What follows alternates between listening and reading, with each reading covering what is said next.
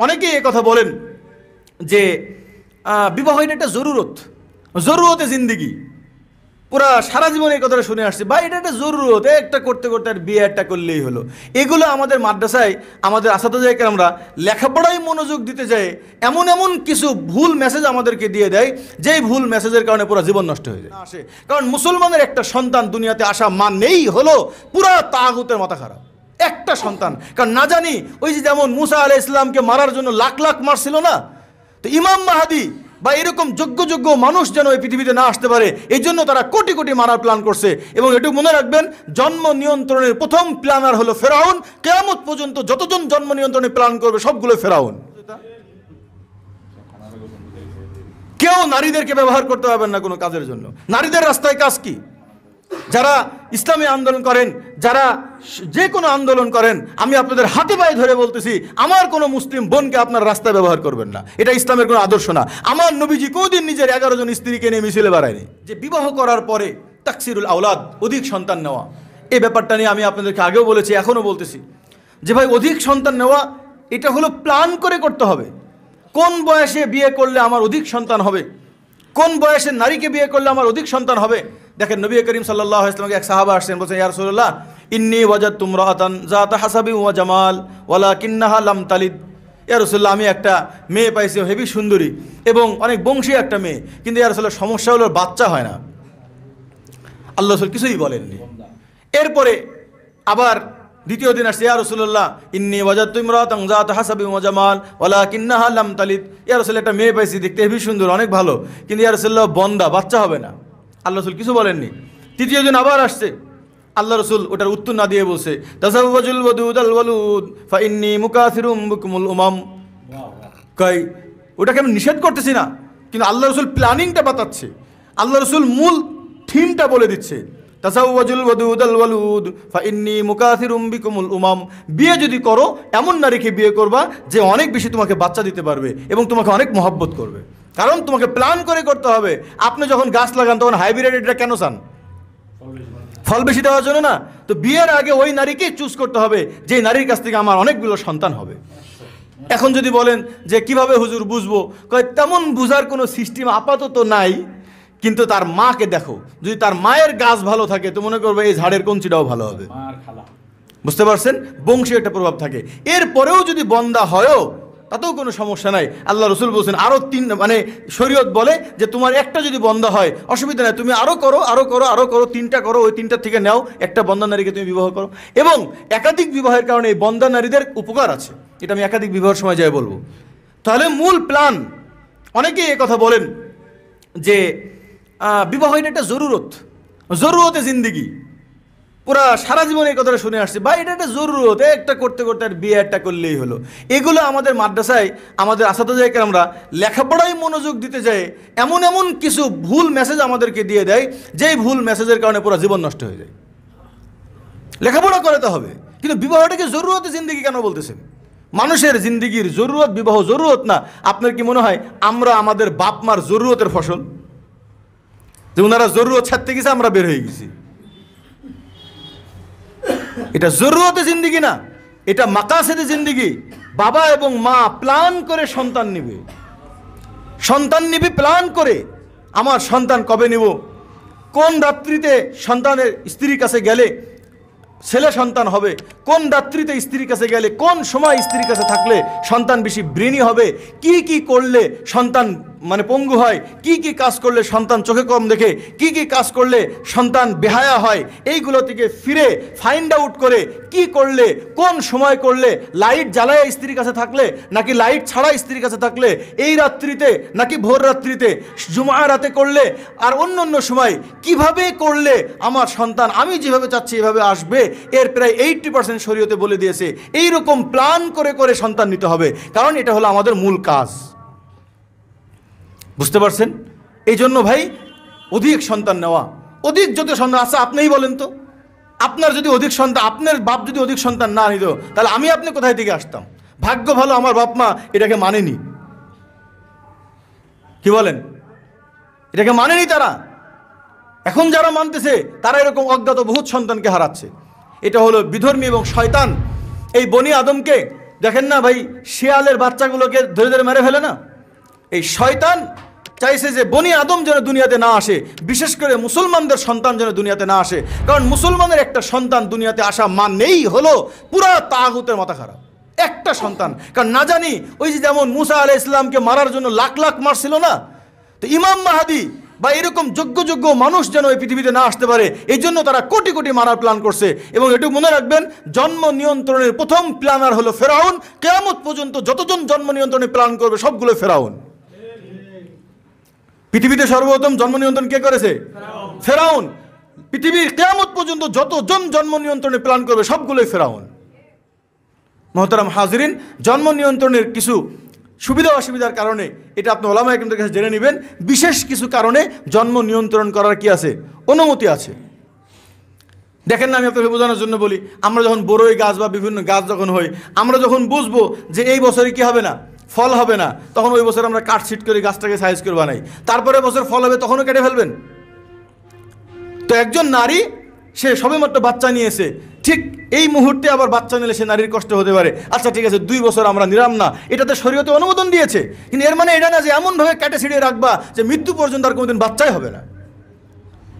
এই জন্য যেন অধিক বাচ্চা, আমার নবীজি বলেছেন, তাকাসারু তানাসালু ফাইন্নী মুকাসিরুম বিকুমুল উমাম, তোমরা বেশি বেশি বাচ্চা নাও, আমি গর্ব করবো বাচ্চা নিয়ে।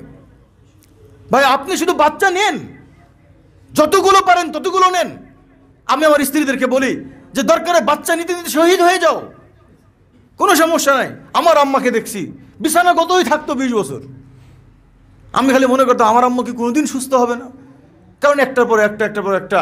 কিন্তু কষ্ট করে আমরা 11 ভাই বোন দুনিয়াতে আসছি, এখন আমার আম্মু পুরা সুস্থ, কিন্তু আমার আম্মু গর্ব করে বলে যে আমার 11 ছেলে সন্তান সবাই হাফেজ আলেম মুফতি।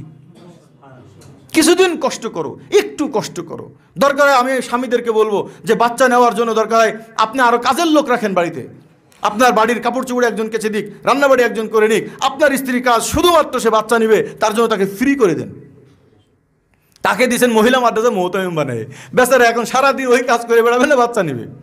বেচারা দিছে হেদায়া পড়াইতে, আবার কেউ হাত পাখা হারাই দিছে, তোরা মিছিল করে বেড়া। মেয়েদের কাজ ওইটা। কেউ নারীদেরকে ব্যবহার করতে পারবেন না কোনো কাজের জন্য। নারীদের রাস্তায় কাজ কি? যারা ইসলামী আন্দোলন করেন, যারা যে কোনো আন্দোলন করেন, আমি আপনাদের হাতে পায়ে ধরে বলতেছি, আমার কোনো মুসলিম বোনকে আপনার রাস্তায় ব্যবহার করবেন না। এটা ইসলামের কোনো আদর্শ না। আমার নবীজি কোনদিন নিজের 11 জন স্ত্রীকে নিয়ে মিছিলে বেড়ায়নি। নারীরা কোমল, তাদের কাজ কি রাষ্ট্র নিয়ে? নারীর রাষ্ট্রকে চালাবে আর চালাবে না এটা সিদ্ধান্ত নেবে পুরুষরা। নারীদের এখানে কাজ কি? রাষ্ট্র চালানো তারা কি নারীদের দায়িত্ব? এটা পুরুষদের দায়িত্ব। এখন এটা তাগুত তা বুঝতে পারে, আপনারাও কি বুঝতেছেন না? ভাই একজন নারী, তাকে বাচ্চা নেওয়ার জন্য ফ্রি করে দিতে হবে তাকে। এই জন্যই তো দেখেন আল্লাহ তাআলা একজন নারীর 1 টাকা খরচের দায়িত্ব নিজের রাখেনি, পুরোটাই দিবে স্বামী। স্বামী দিবে, তাকে খরচ দিবে স্বামী। এমনকি বাচ্চা লালন পালন করতে যত আয়োজন করা লাগে সবগুলো স্বামী দিবে। যদি কোনো সময় চাকরানি প্রয়োজন হয় চাকরানি দিবে, কিন্তু মেয়েদেরকে বাচ্চা নেওয়ার জন্য তাকে কী করে দিবে? একজন নারী ইট ভাটায় কাজ করে, সে বাচ্চা নিতে পারবে? এখন ইট ভাটায় কাজে লাগাই দিচ্ছেন। এক নারী একদিন আমাকে বলছে, এক ভাই আমাকে বলছে, হুজুর আমার স্ত্রীকে আর আমি মহিলা মাদ্রাসায় পড়াবো, মানে শিক্ষক এত রাখবো না। কেন, কী হয়েছে ভাই? কয় আমার স্ত্রীকে বললাম আসো বাচ্চা নেই, মুহতামিম সাহেব নিষেধ করেছে, এই বছর নতুন বুখারি দিয়েছে, ভালোকে না পড়াতে পারলে আগামী বছর কিন্তু বুখারি আর রাখবে না, এই জন্য আমি এই বছরে আর রাখবো না। এই বুখারি পড়ানো হারাম। যেই কাজ একজন নারীকে বাচ্চা নেওয়া থেকে ফিরায় রাখে, সেই কাজ ওই নারীর জন্য হারাম। অফিস টাইমে আপনি কাজ করবেন, অফিসের কাজ বাদ দিয়ে অন্য কাজ করে বেড়ায়। মুহতারাম হাজিরিন, আল্লাহ রসুল দেখেন সাহাবা একরাম বুঝেছিলেন, এই কারণে সাহাবা একরাম গরিবকে আমাদের থেকে খুব বেশি বড়লোক ছিল না, গরিব, পেটে 4টা পাথর বাঁধা পেটে, সেই ওমরের ঘরেও 17টা সন্তান। হযরত আলী রাদিয়াল্লাহু আনহু আপনারা সকলে জানেন, মুনিশ খাটতেন, আজকে যা করতেন এটুকু মুনিশ খাটতেন, জন খাটতেন, কালকের জন্য আবার জন খাটতেন। এইরকম একজন ব্যক্তির পরিবারে 31টা সন্তান। হযরত খালিদ ইবনে ওলীদ আমার আপনার থেকে বেশি বেকার ছিল। অনেকে দেখা যায় আমরা দিনের কাজের ব্যস্ততায়, পরীক্ষার চিন্তায় পড়ার টাইম পাই না। এত দিনের কাজ, নিজের কাজটাই ভুলে গেছে। খালিদ ইবনে ওলীদ এতগুলো যুদ্ধে ছিলেন, উনি এতগুলো যুদ্ধে সেপা সালার ছিলেন, তারপরে ওনার 79টা সন্তান।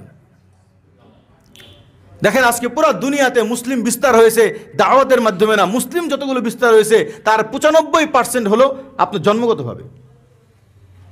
জন্মগতভাবে। আজকে বাংলাদেশের কথা চিন্তা করে দেখেন, বাংলাদেশে গত বছর যদি হিস্ট্রি হয়, কয়জন বিধর্মী, এখানে দাওয়াত ইসলামে অনেকে আছেন, কয়জন বিধর্মী মুসলমান হয়েছে, আর জন্মগতভাবে কতজন মুসলমান বাড়ছে, হিসাব দিলেই বুঝতে পারবেন। বাংলাদেশে যদি 1 কোটি মানুষ বেড়ে থাকে, এর মধ্যে সর্বোচ্চ 10,000 হয়েছে বিধর্মী থেকে মুসলমান, আর বাকি সবগুলোই হয়েছে জন্মগত মুসলিম। আজকে পুরা ওয়ার্ল্ডে 180 কোটি মুসলমান আছে। এই 180 কোটি মুসলমান যারা নিজেদেরকে মুমিন বলে দাবি করে, আমি শুধু তাদের জন্যই বলতেছি, কারণ মুমিনরাই একমাত্র আমার আল্লাহ এবং আল্লাহ বিধানকে পছন্দ করে।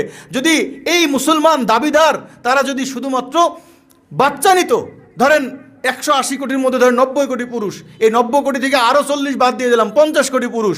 50 কোটি পুরুষ যদি শুধু মনে করে আমি আমার লাইফে 4 স্ত্রী বা 2 স্ত্রী বা 1 স্ত্রী যে কটাই দিকে পারি, আমি আমার লাইফে 10টা করে বাচ্চা নিব, 10টা বাচ্চা যদি এই নিয়াত আজকে থেকে করে, আগামী 30 বছর পরে এই ভূখণ্ডে পুরা জমিনে আরও 500 কোটি মুসলমান বেড়ে যাবে। ভাই এটার মধ্যে কোনো সন্দেহ নাই, কিন্তু এটা তারা জানে। এই কারণে তারা মুসলমানদেরকে বাচ্চা বন্ধ করার ব্যাপারে জন্ম নিয়ন্ত্রণের জন্য সব থেকে বড় পদক্ষেপ নেয়। তারা কি জন্য পদক্ষেপ? 1 নম্বর হলো মেশিন ওপেন করতে দিবে না আপনাকে 18-র আগে। এটার প্রথম আইন, খবরদার এই মেশিন চালাতে পারবে না, কারণ জানে 12 বছর থেকে মেশিন চালু হলে 18 হতে 3টা হয়ে যাবে। বুঝতে পারছেন? মেশিন চালাতে পারবে না। এরপরে যখন মেশিন চলবে তারপরে কবে 2টার বেশি বাচ্চা নিতে পারবে না, খবরদার আইন। 1 স্ত্রী যদি বন্ধ হয় বা 1 স্ত্রী দ্বারা বাচ্চা হচ্ছে না, তো সেই পুরুষ যদি বলে আমি আরেকটা বাচ্চা নিব, তো উস্কাই দিছে বড় বউদেরকে, তোরা কও আমরা রাজি না, তো কোনো বড় বউ রাজি হবে না। এবার আইন করে দিছে বড় বউ রাজি না হলে বিয়ে করলে জেল। তার মানে যে বেটার বন্ধা তারও জীবন শেষ, যার স্ত্রী 2টা হয়ে সিজার হয়েছে আর তার সন্তান হবে না, এই মানুষটাও শেষ। সিজার ভাই, আপনাদেরকে বারবার বলি, সিজার ভাই, কিছু জিনিস আছে আমাদের ওলামা ইকরামদেরকে পর্যন্ত তারা বুঝা ফেলছে। দেখেন না, গোলামবাদীর মাসালাকে মানবতা বিরোধী বললো কয়েকদিন আগে একজন আলেম, গাধা। আল্লাহর কোন বিধান মানবতা বিরোধী হতে পারে? আল্লাহ তাআলা মিটাই দিতে চাইছে, কোথায় পেয়েছে এই কথা যে ইসলাম মিটাই দিতে চাইছে? গোলাম আজাদ করা এক জিনিস আর মিটাই দেওয়া এক জিনিস। গোলামবাদীর বিধান লেখাপড়া করেন, এ আলাউ কালিমাতুল্লাহর বিশাল বড় প্রতীক গোলামবাদীর মাসালা। তো আল্লাহ তাআলা মানবতা বিরোধী মনে করে। তো অধিক বাচ্চা নেওয়াকে অনেক সময় মনে করে ভাই টর্চারিং, আপনার স্ত্রীর মধ্যে টর্চার চলতেছে। কিসের টর্চার ভাই? আল্লাহ ওদেরকে বানাইছে এভাবে, কষ্ট হয়, কষ্ট হবেই। আল্লাহ ওদেরকে এই কষ্টের জন্যই তো ওদেরকে এত কিছু মাফ করে দিয়েছে। ওদের সংসার চালানো লাগে না, জুমার নামাজ পড়া লাগে না, ঈদের নামাজ পড়ানো লাগে না, ও তাদের ইমাম হওয়া লাগে না, কাজী হওয়া লাগে না, জিহাদের একদমই জিহাদ করা লাগে না। অনেক কিছু তো আল্লাহ মাফ এজন্যই করে দিয়েছে যে ওদের কাজ কম, ওদের কাজ শুধু বাচ্চা নেবে বাড়ির মধ্যে বসে বসে। বাহিরের কোনো কাজ নারীদেরকে আল্লাহ তাআলা দেয়নি।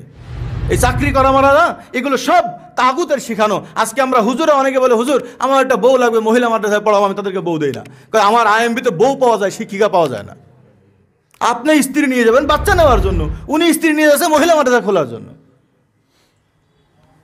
হ্যাঁ, দিনের কাজ নারীরা করবে, কিন্তু বাচ্চা নিয়ে তারপরে যদি কোনো নারীর বাচ্চা নিতে যদি অসুবিধা হয়, সেই কাজ বাদ দিয়ে বাচ্চা নেবে। এই জন্য ভাই জন্ম নিয়ন্ত্রণ, তারা এই জন্মটা কীভাবে নিয়ন্ত্রণ করতে পারে? 1 নম্বর, তারা ছোটোবেলার থেকে কত রকম প্ল্যান আছে। টিকার মাধ্যম দিয়ে তাদের পেট নষ্ট করে ফেলে, এরপরে একলামশিয়ার কথা বলে পেট নষ্ট করে ফেলে।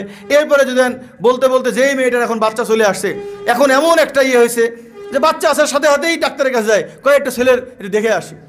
আমার এক স্ত্রী, সে এখন প্রেগনেন্ট, আমাকে বলতেছে যে আমার শাশি বললো যে একটু বাচ্চারা চেক করে নেওয়া। খবরদার, খুব লোককে পেট দেখাতে ইচ্ছা করতেছে না তোমার? বাচ্চা কেমন আছে তোমার দেখার দরকার কি? যে আল্লাহ তাআলা বাচ্চা দিয়েছেন এই পেটের মধ্যে, এ আমার আল্লাহ তাআলা সুম্মা সাবিলা ইয়াসরা, যেদিন দুনিয়াতে আসার সময় হবে আমি এমনি বের করে দেব। 3 মাস পর পর ডাক্তারের কাছে যায়, চেক আপ করে আসে, ওই লাইটের ফোকাস মারে, এগুলোতে সন্তানের ক্ষতি হয় না? এরপরে যায় কত উদ্ভাত কথাবার্তা, ভিটামিন খান, এই খান, সেই খান, বেড রেস্টে থাকবেন, মাজা উঁচু করবেন না, এরপরে সিঁড়ি থেকে নামবেন না, এই করে করে পঙ্গু বানায় ফেলে। এরপরে যে আজকে একজন আমার ফোন দিয়েছে, হুজুর বাচ্চা দেখছে, উনি বলছে যে বাচ্চা পায়খানা খায় বলছে। আমি বলছি বাচ্চা থাকে রেহেমের মধ্যে, মায়ের পায়খানা পেলে কোন জায়গায়? গাধার মতন কথা বলেন, পায়খানা কোন জাতি খাবে? আর কয় যে হুজুর বাচ্চার পেট থেকে বের হবে, তাহলে সমস্যা, ওর এখন পুরোটাই এক সমান, ওই রক্তও খাই, ওই পায়খানা সবই ওর সমান, এগুলো এত টেনশন করেন না।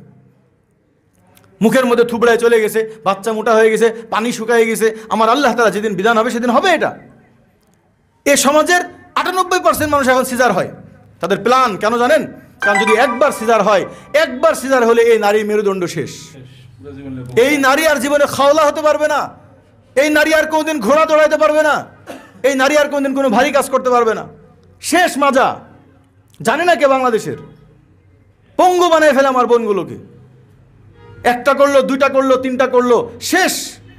এই খেতে আর কোনোদিন বাচ্চা হবে না, এই পুরুষটা আর কোনোদিন বাচ্চা হবে না। এখন মৃত্যু পর্যন্ত এমনি খায়েশাতের জন্য সংসার করবে। অনেকে বলে হুজুর খায়েশাতের জন্য সংসার করা কোনটা? আমি বলছি একটা আমি খুঁজে পেয়েছি, যারা হলো জানে বাচ্চা হবে না তারপর সংসার করে যাচ্ছে, এরা হলো খায়েশাত মেটায় খালি, আর অন্য কোনো কাজ নাই। বলেন যার স্ত্রী 3টা হয়ে গেছে আর জীবনেও হবে না, এই পুরুষটা সারা জিন্দগি স্ত্রীর কাছে এখন কি করে? মনে বাসনা ছাড়া আর কি করে? বাস। তবে এটা গুনাহ না, তাহলে এখানে পুরুষের উচিত, এখানে হালালভাবে করে, কিন্তু পুরুষের উচিত যে যখন তার নিজের এখনো প্রোডাকশন বাকি আছে, মেশিন নষ্ট হয়ে গেছে, কি করবে সে? প্রোডাকশন ফেলে এই কাঁচামাল ফেলে দিবে? তো পুরুষের কাজ হলো যে একটা মেশিন থেকে যখন কাঁচামাল লোড নেওয়া বন্ধ হয়ে গেছে, সে আরও 3টা ফিট করবে, ওখানে কাঁচামালগুলো দিবে, ওখান থেকে আরও বনি আদম তৈরি হবে।